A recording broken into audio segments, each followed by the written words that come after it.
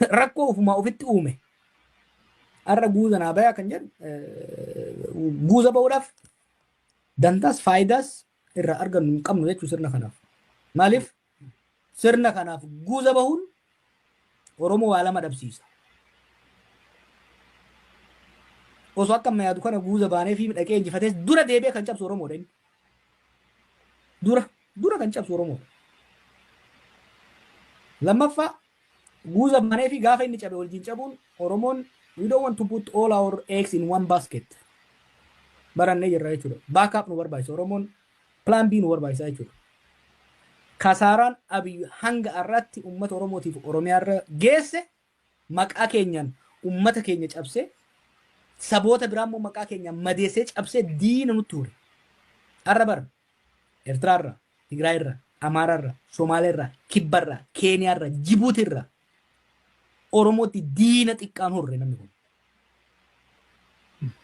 Sirna kanatti maxxanuun diina Abiy kana mara diina Oromoo akka godhan dhugoomsanii fudhachuudha fida jechuudha.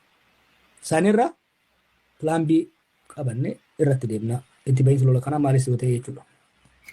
Dansa egaa kanaan wal qabatee komiin namoota keenya bira jiranii akkuma amma gama mootummaatiin komiin ka'u kallattii garaagaraatiin kaastee ibsitee jirta. Diinni inni mootummaan kun diinni inni godhatee dura jalqabattee galee Oromootti sana boodas warra kaabaadhuma kanayyuu warreen kaabaa nutti duuluuf jedhan kanayyuu kunis fira isaatti ture fakkeenyaaf Eertiraa fi Faannoon Abiyyi faana hiriiranii warra Tigraay lolaa turanii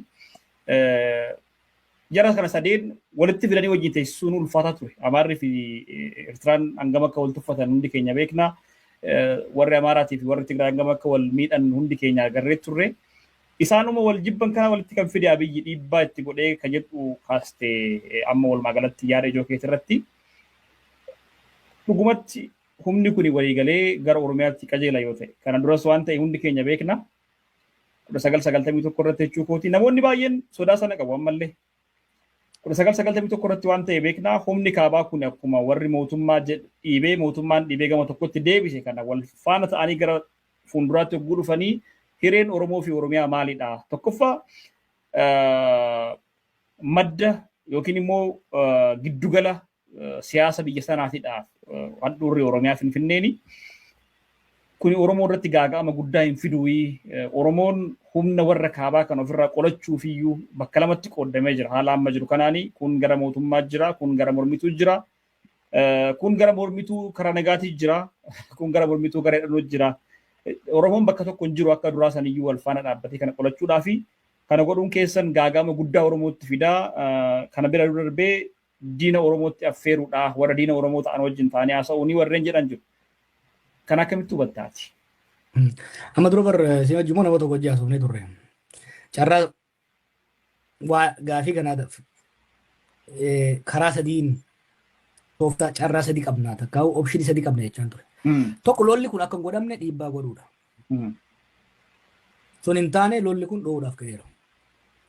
Oopshiniin lammaffaa yoo lolli kun kan dhoowwu taate Abiy kararraa ofirraa maksanii lolaanis tolaanis diil gochuudha uummata kaan wajjin. Oopshiniin sun ammas jira. Sadaffaa lolli kun yoo kan dhoowwu taate of ittisuudhaaf qophaa'uudha. Dantaaf mirga ofii of ittisuudhaaf. Yookiin mariidhaan biyya waluudha jaaruurratti humna dandeessisu jaaranii qophaa'uudha. Yookaan yoo humnatti kan deemu taate of ittisuu fi mirga ofii kabachiisuudhaaf qophaa'uudha kan barbaachisu. Waan takka qofa irratti hin qophoofnu oopshinii sadeeniifuu qophoofnee deemuu danda'u barbaachisaa jechuudha. Diiteelii kana caalaa deemuun barbaachisu. Kanaaf lola kana hanqisuu hin danda'amne maaliif lola kana Abiyyii fi Imireet bakka bu'eet kan deemaa jiru. Lola kanatti yoo deemu taate lolli kun waa sadiitti baasa torban lamaan duraa irratti ifa ta'a maal akka ta'u. Yoo kiisaa tokko dhaadatetti daaraa botoroo isaan godhee mo'ata. Yoo inni kan mo'atu taate maal goona kan jedhu. Yookiin immoo pilaan isaa fashalee humni isaa rukutameef duuba deebi'a. Sadi lolli yeroo dheeraa protractor ta'e keessa seenama. Sadarkaa sadeenittuu humni Oromoo maal godhuu qaba kan jedhu itti qophaa'uu danda'uu qaba. Bara addunyaa amma keessa jirtutti oopshina tokko qofaan deemuun dogongora guddaadha. dongor humnoonni Iraan hojjetan tokko hojjetuu hin barbaachisu. Humnoonni mormituu Iraan akkamitti ilaalaa turanii yoo tarkaanfiin humna kanarratti humna mootummaa Iraan kanarratti godhame sirnichi kufaa sanboota akkasii miti. Haalli addunyaa amma keessa jirtu is multidimensional. Isa kompleksiidha. Itti baha easily tilmaamuu dandeessu keessa hin jirtu jechuudha. Kanaaf sadeen itti qophaa'uudha. Maal ta'uu danda'a fakkeenyaaf humni isaa yoo kan jiru taate lolli gara jiddu galeessatti yeroo dhufaa deemutti maaltu ta'uu danda'a? Maal ta'uu qaba kan jedhu kan itti qophaa'uudha. Kuni kan miidiyaa irratti haasamu otoo hin ta'in waan ittiin deemamu. Walii galatti kan jechaa jirru maali? Lolaafis ta'e tolaaf humnoota siyaasaa kan kaabaas kan kibbaas kan lixaas balbala balatee waliin haasa'uun barbaachisaadha. Balbala haasa'anii akka amma isaan jedhan kanatti diinni abii diina keenya jennee wanni haala ittiin deemnu hin jiru. Diinni abii diina abii haga tarkaanfiin irratti asitti fudhatanitti jechuudha. Carraan abii immoo carraan Oromoo immoo abii wajjin ka'ee abii wajjin kan awwaalamu ta'uu hin danda'u qabu. Qabsoon Oromoo abii dura turte. Uummanni Oromoo fi Oromiyaan abii dura turan. Abiyyitti dhufe malee qabsoon Oromoo abiyyitti hin dhufe.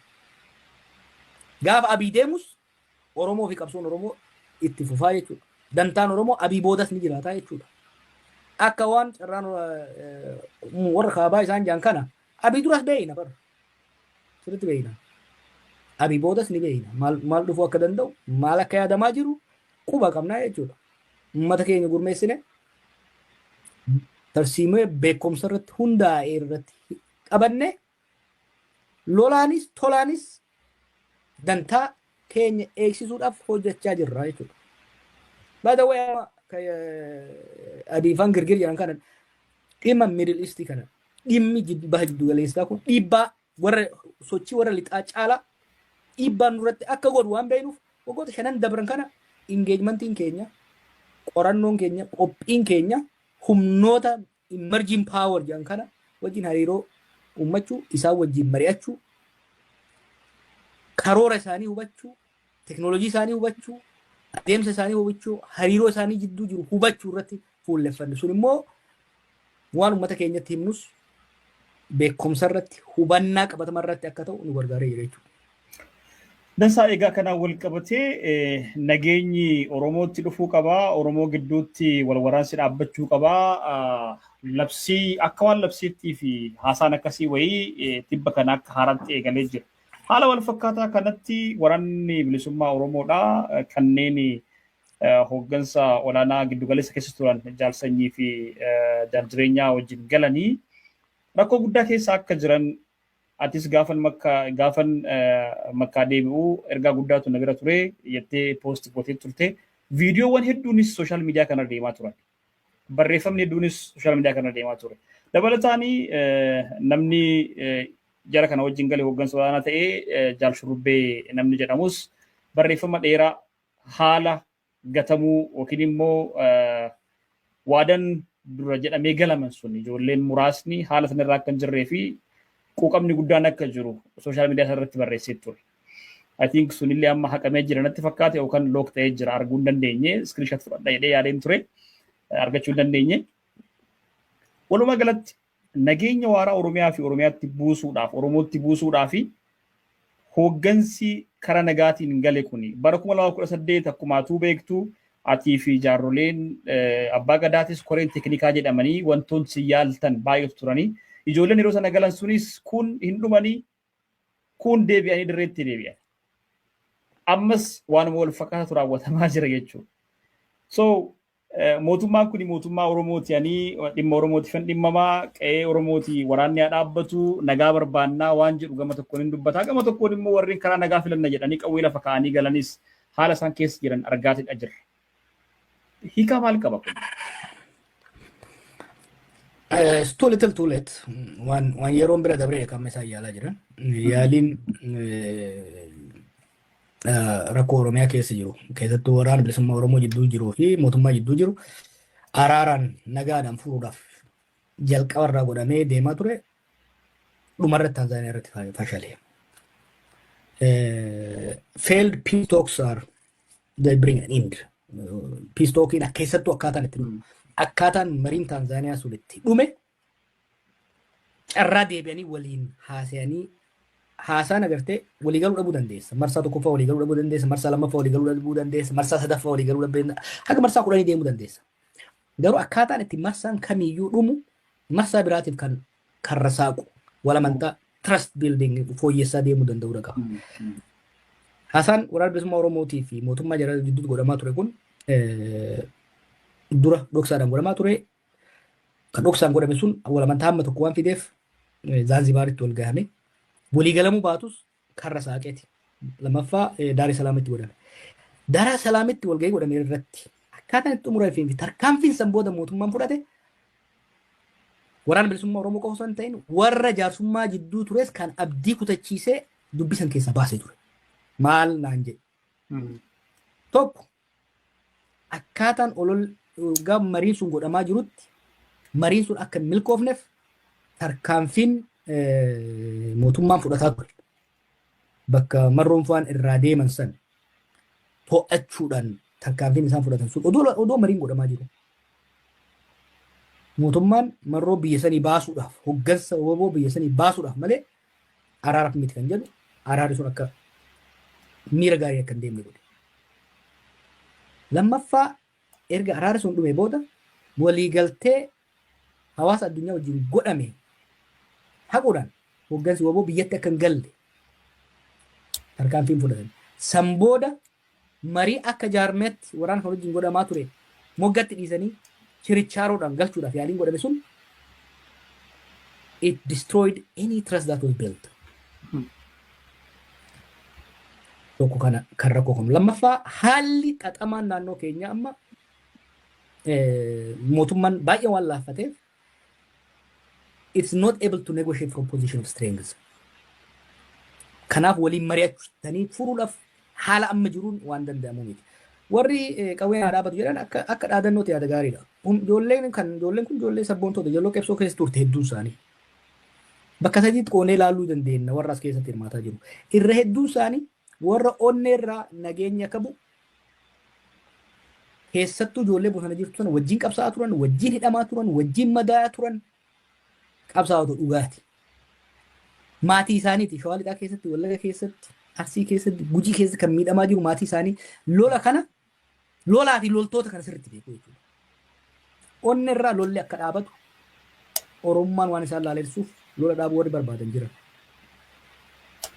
Hammi tokko immoo warra wannummaan qabsoo Oromoo kun abdii isaan kutachiise yeroo dheeraadhaaf hidhamaas rakkataa turanii amma abdii kutanii rakkoo hamaadhaaf saaxilaman akkuma ta'an ta'anii du'a jalaa baraaruuf yookiin immoo mootummaatti maxxananii jireenya ofii fooyyeffachuu warra barbaadu jira. Gareen sadaffaa immoo jira. Warra faallaa qabsoo dhaabate waggoota 7 dabre kana mootummaatti maxxanee haaloo kaleessa abaa'oo keessatti qabaachaa turan san bahuudhaaf gariin ilaalcha gandummaatiin guutame, gariin ilaalcha murnummaatiin guutame, gariin haaloo dhuunfaatiin guutame, haaloo kaleessaa san bahuudhaaf warra deemu jira jechuudha. Garee sadiitu waan kana keessa socho'aa jira. Waan leefu yaaliin isaanii waan milkaa'u miti. Waan tokko waa'ee nageenya reefu siin jedhe saniif daashi paasee lammaffaa sirna sana sirriitti hubanne.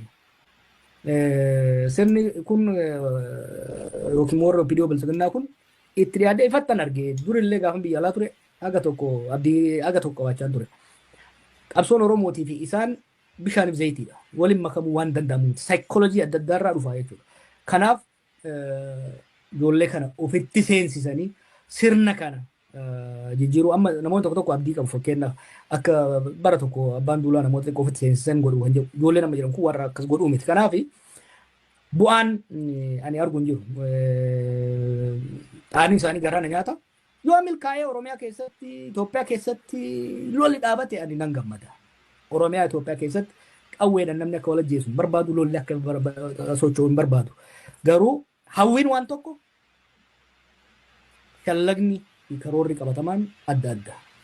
Hawwiin isaanii gaariidha, karoorri isaanii garuu kan hojjetu miti. Jechumaati jettiin fayyadamee siif kaasa Jawaar.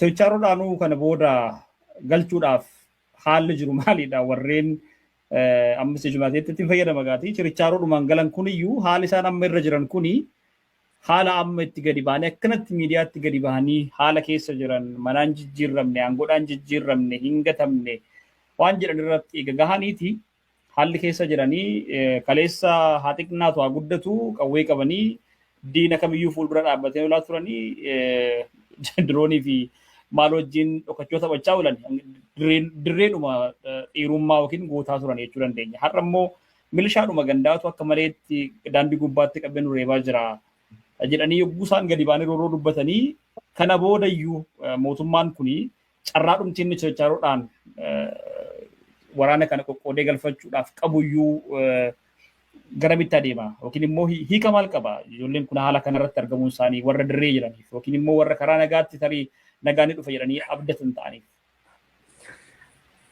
Tarkaanfiin mootummaan fudhataa jiru carraa san guutumatti cufaa kan deemedha beektaa.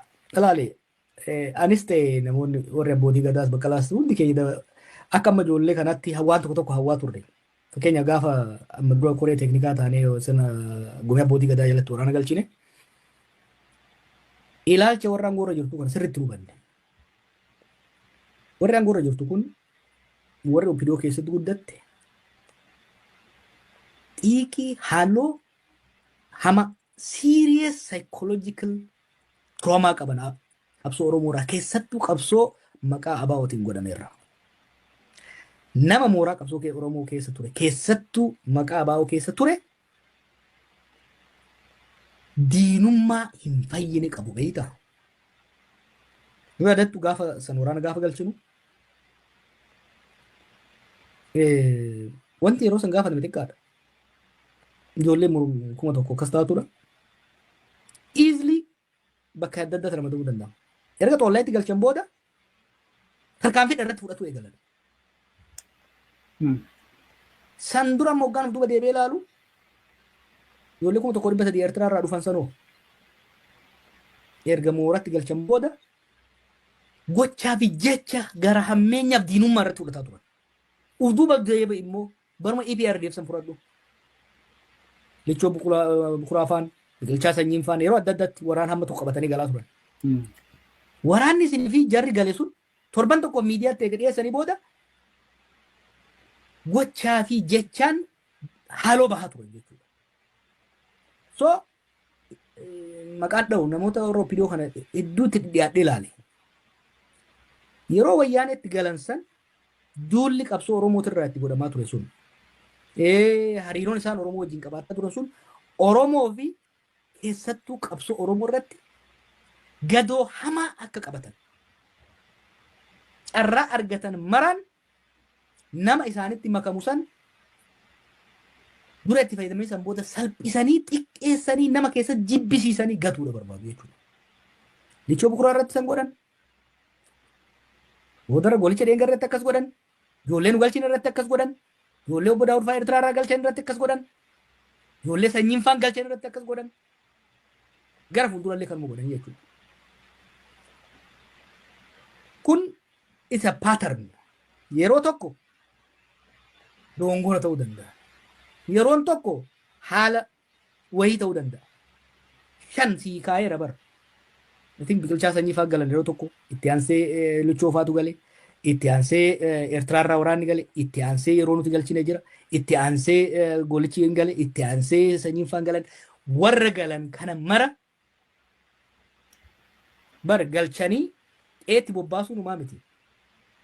Galchanii xiqqeessuu salphisuu kuni they cannot help it is a psychological trauma for OPDO. Para namni sirriitti fudhatuu danda'uu qaba. I have concluded. Kanaaf amma boodas ani ijoolleen hin galinaa galaa ka jedhu keessan seenu. Garuu DDR takkaahuu laal. Humnoota waraanaa Tigraay keessa DDR seenan, even Amaara keessa seenan hojiitti bobbaafamanii kabajaan kennamee hedduun isaanii. Ijoollee Oromoo keessaa garuu ani on sobee ijoolleen dhiyeengadda sanyii wajjin galte ragaa ba'uu dandeessa. Jechiif arrabni isaaniin jechaa turan kan lafee cabsu ture jechuudha. Hedduu isaanii hin ajjeesan. Hedduun isaanii bosonatti deebi'anii lola isaanii itti fufan jechuudha. Gara fuulduras wanni kanarraa addaa waan dhufu natti hin fakkaatu. Hamma saayikooloojiin sun hin jijjiiramne. Saayikooloojiin sun immoo hamma opiniyoon olaantummaa sirna siyaasaa qabaattee jirtutti waan jijjiiramatti fakkaatu. Dansa egaa kanaan wal qabatee filannoon geggeeffamuudhaa fi paartileen siyaasaa kallattii garaagaraatiin kun haqamuu diddaadhaaf irratti hirmaachaa jiru. Kuuwwan immoo warri sirnaa legitimasii argachuu yookiin immoo beekamtiidhuma yookiin akka mootummaatti fudhachuudhaaf irratti hirmaachaa jiru. Paartilee kanneen keessatti egaa ABO'n baay'inaan iddoo garaagaraatti hirmaachuudhaaf gara nama 163 ol hirmaachisuudhaaf akka qophaa'ee jiru beeksisee jira. I think miidiyaa addi istaandaard biraan dubbise oduu kana. Namoonni ani akkanatti beekus yookiin immoo miidiyaadhuma irratti wal beeknu baay'eenis irratti hirmaatanii oguu falmii taasisan argaa jirra. Dhimma darbii kana dhimmi ijoo ta'ee kan ka'e dhimma Finfinneeti. Dhimma Finfinneeti irratti jaala kiyya durii jettee barreessite feesbuukii irratti argeen ture irra akkasuma dhuguma jaala kee duriiti. Dr. Biraanuu Leenjisoo waan ta'e kaasanii turan. Dr. Biraanuu Leenjisoo gaa kanaan dura gaaddisa Raabaa Doolitti irratti illee iddoo garaagaraatti wayita fincila diddaa gabrummaatis wayita fincila xumura gabrummaatis isin faana baay'ee hirmaachaa ture. Ijjannoo isaa sirriitti beekta jedheen yaada.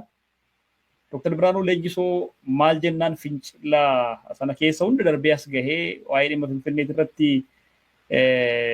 Finfinneen kan Oromooti jechuu qaanfate jetteeti yaadda. Waan barreeffamaan keesse argeen jira garuu hawaasuma keenyaa fi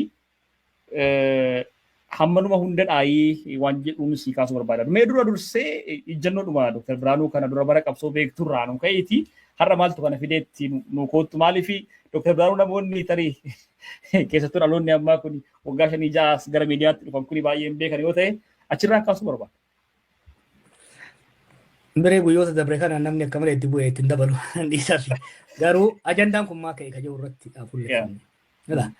Ajandaan kun gaafii fi mormii fi filannoo irratti dhiyaatu dura torban tokko lama dura waan wayii baasanii turan.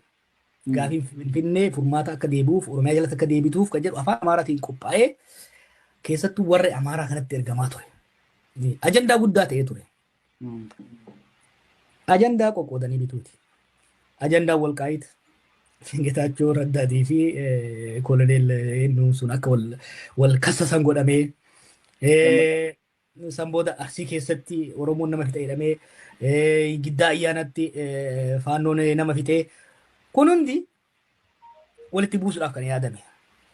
San booda gaafiin Dirree Dhawaa hin ka'a amma immoo gaafiin Finfinnee hin ka'a kun hundi ajandaa uummata walitti buusuudhaaf ajandaa distract nama gochuudhaaf keessattuu rakkoon diinagdee uummatarra gahaa jiru kun hammaataa waan deemeef saamichi keessattuu Oromiyaa keessatti amma godhamaa jiru. Maqaa gibiraa qofaan osoo hin ta'in maqaa milishaatiin bakka akkuma fedhaniin nama dhaabanii namni ilaal boba'aan dachaan dabalaa deemaa jira. Shaqaan dachaan dabalaa deemaa jira. Nama tokko argeen ture maal naan jee namni xiqqoo maallaqa qabu amma halkan subii manaa bayaa jiran yookaan mana jala dhaabatanitti yookaan milishaa jedhanii yookaan filannoo jedhanii yookaan paartii jedhanii maallaqa irraa namni maallaqa kennuu ifate namni makiinaa wayyaa qabu makiinaa dho'isetti taaksiidhaan bajaajiidhaan deema. Namni rakkoo kanarraa xiyyeeffatee akka waliin hin mari'anne ajandaa uummatoota addaan qoqqoodan dhiheessuudhaaf yaadameeti kan dhiyaate. Kanaaf ajandaa godhanii kan fidan malee gaafii Finfinnees ta'ee gaafii biyya sanii furuudhaaf yoo kan barbaadu taate ela dur Oromoon gaafii dhiyeessa. Har'a mootummaa Oromoo jedhamee miti. Namni aangoorra jiru gaafiin gaafatu. Furmaatatti dhiyeessa furmaatatti dhiyeessa. Waggaa 8 dabre kana furmaatatti godhuu danda'an turan. Sanii miti sun akka godhamu hin barbaadamu. Dhimmi Finfinnees ilaale. Fanjiileen wayyaaneen awwaaltee deemte sun akka dho'an barbaadamu. Fanjiin Mooyyalee, fanjiin Bordoddee, fanjiin Dirree Dhawaa, fanjiin Walloo, fanjiin kuni amma dura ilmaan mallasaa jedhanii ijoollee kana. Sharri jararraa baratan san they found it useful. Furuun barbaadan. Tippiin xiqqashoo immoo irra buusaan godhan biree makiinaa jalatti darbuudha. Ajandaa san akka inni dhiyeessu godhan. By the way, jarri opiniyootuni waan qajeeltoon beektu malee waan sharriitti baay'ee cimtuudha beeki. Waggoota 7 kana dhimmoota controversial ta'e dhimmoota uummataan walitti isaan buusu ofii qondaaloon isaanii gameeyyiin hin dhiyeessan.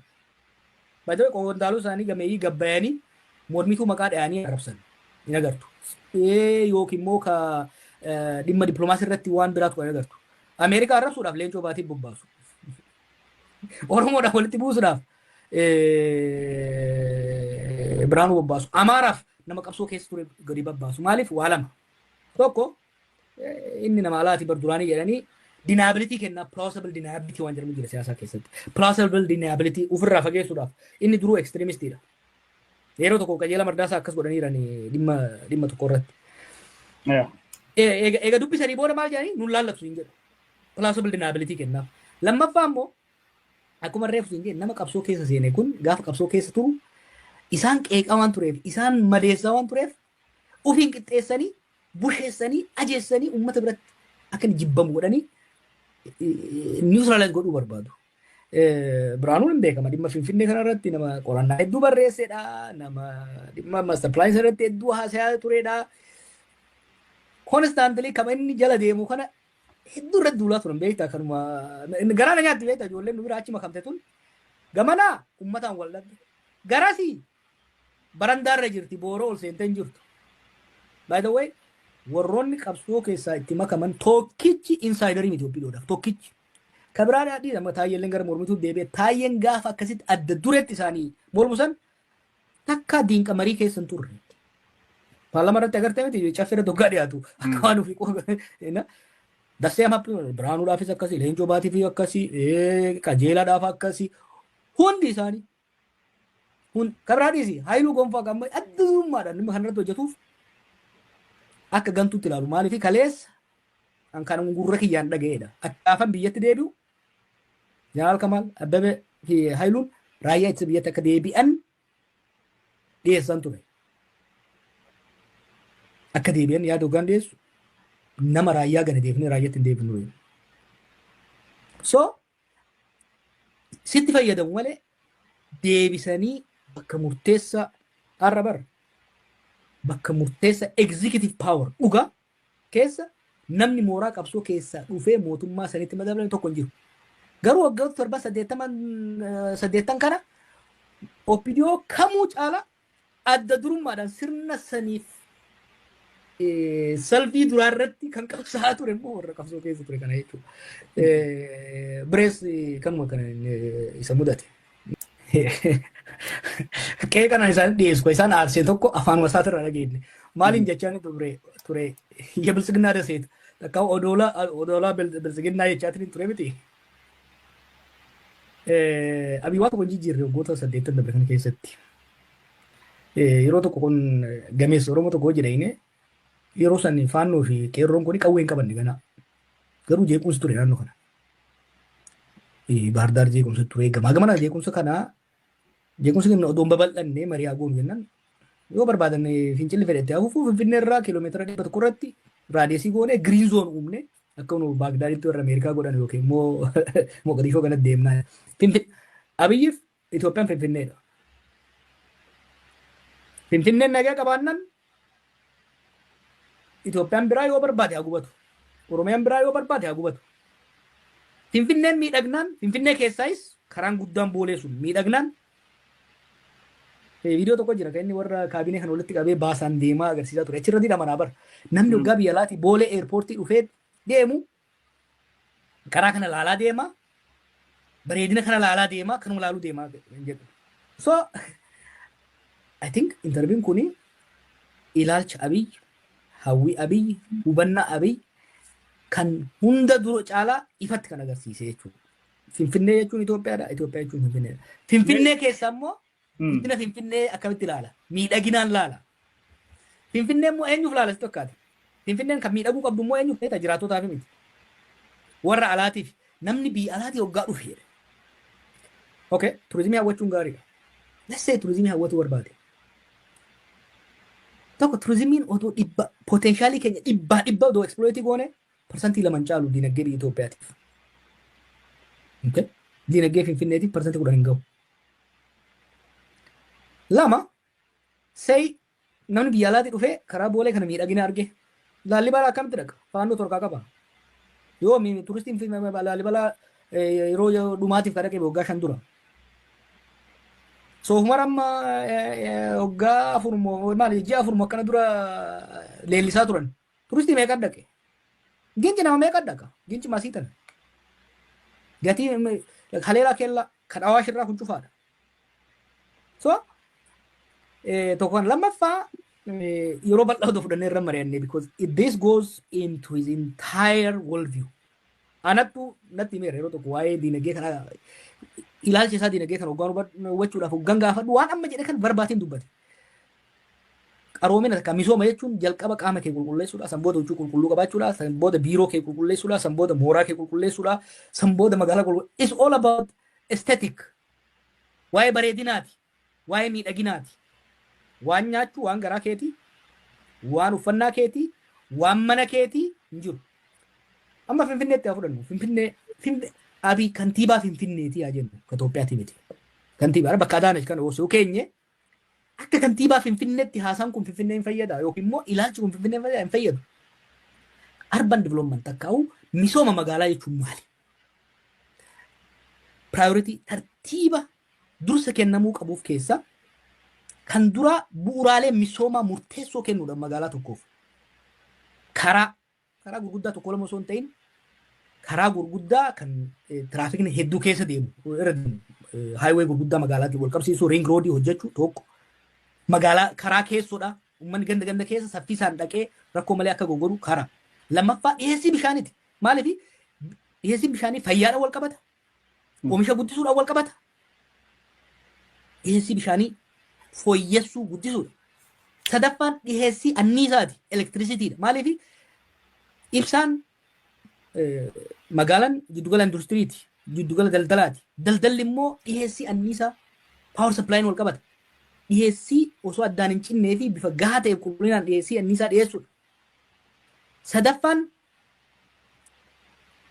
carraa hojii uumuudha industiriilee deeggarsa tolchanii carraa hojii uumanii carraa hojii yeroodhaan kaffaltiin isaa dabalu job opportunity with ever increasing payment scale. Kana hundammoo wal si'eessuudhaaf bulchiinsa gaarii fi si'aa ta'e qalxaaffaa astaadaraawi mawaaqir hojjechuudha magaalaa kan guddisu.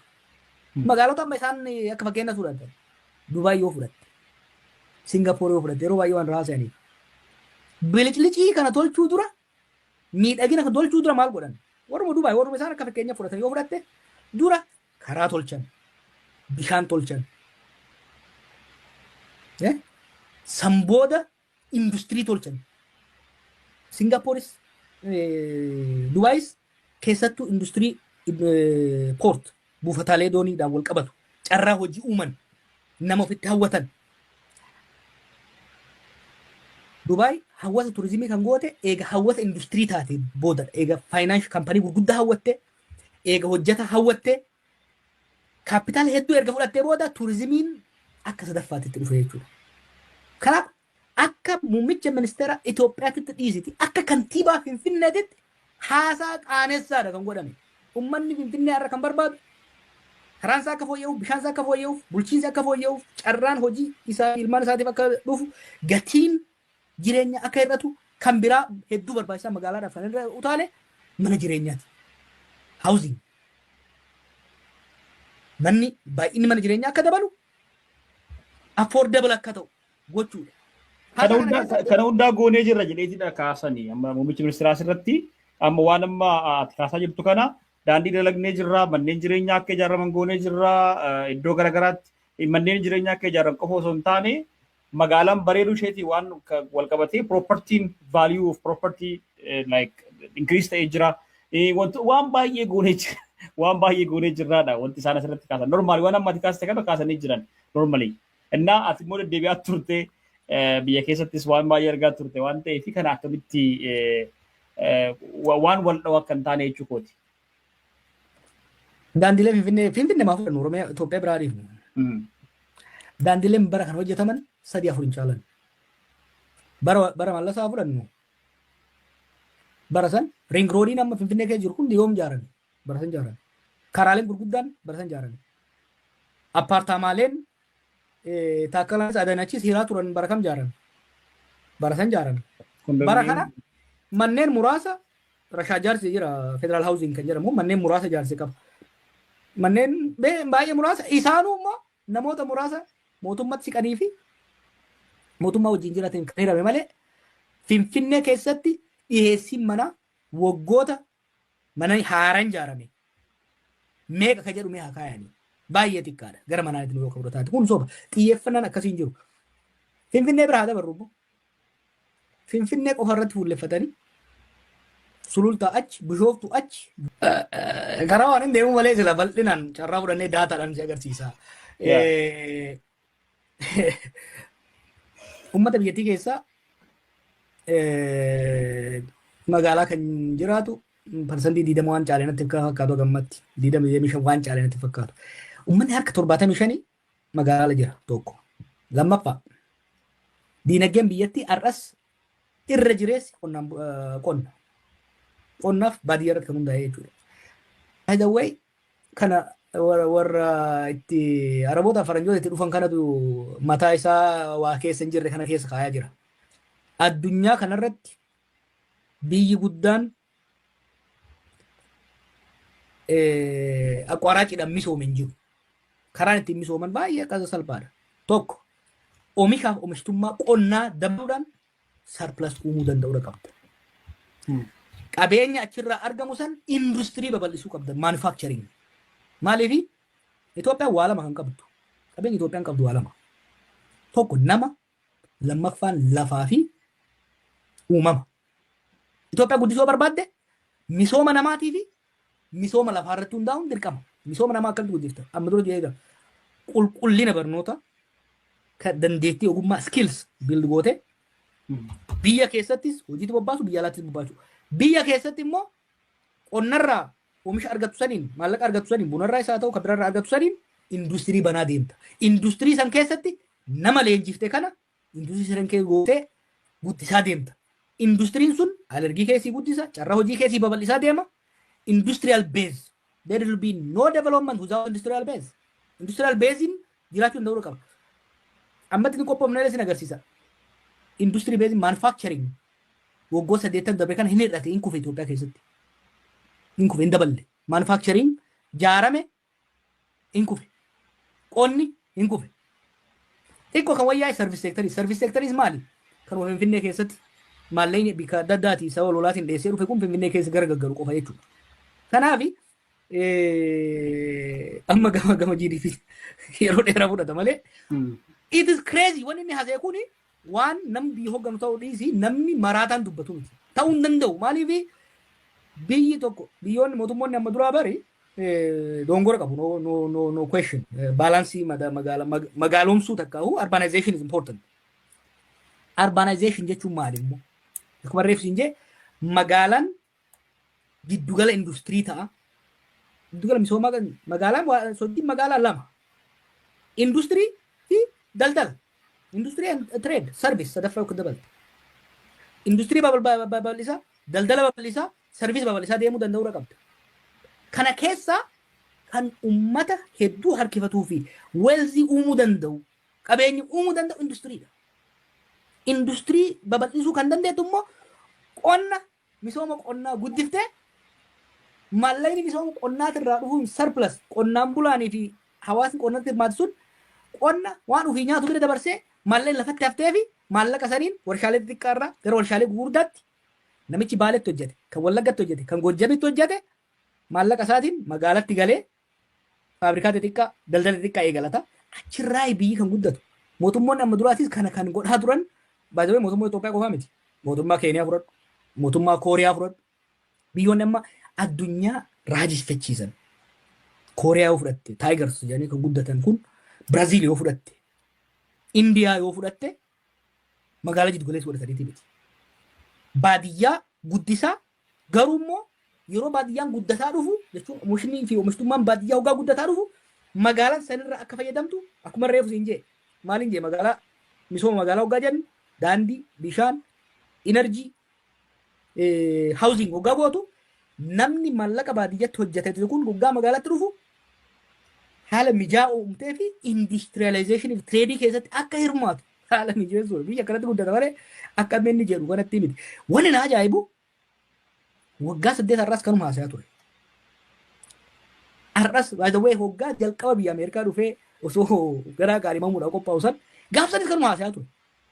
Akkamitti ilmi namaa waggaa 8 okay waggaa 8 dura barnoota hin qabu haa jennu. Muuxannoos hin qabu haa jennu. Namni waggaa 8 keessatti waan biyya faayidaan qabnu tokko irraa baratee akkamitti jijjiiruu dadhabaan is mind boggling. Lessa egaa Joor sa'aatiin keenya baay'ee deemee jiraatiin isaa daqiiqaa kurnan tokko dabalannee deemne akka jarjaraa jirtu quban qabaa. Egaa waan jettu yoo qabaachuu baatte sagantaa keenyaan gaafii keenyaa sumaan xumureen jira kanarraa yeroo birootti nutti deebina. Haa ta'u carraa bal'aa fudhannee irratti mari'achuu qabna. Ana qofa osoo hin ta'in ogeeyyota diinagdee uummanni keenya hubachuu danda'uu qaba. Maaliif this policy wanni amma inni haase kaleessa haase kun it is very honest. Ilaalchi Abiy isa dhugaa kan lafa kaa'edha. Ilaalchi kun immoo kan inni uume osoo hin ta'in yaada prosperity jedhu kana bara 1950 irraa kaasee kaapitaalistoonni Laatin Ameerikaa irratti uumanii san booda gara Afrikaa fidanii Naayijeeriyaa ittiin kasaarsanii amma Itoophiyaa irratti ittiin eksperiment godhaa jiranidha. Yaanni kun yaanni uummata wayyaba biyyattii, uummata baadiyyaa galu, uummata qonnaan bulaa moggatti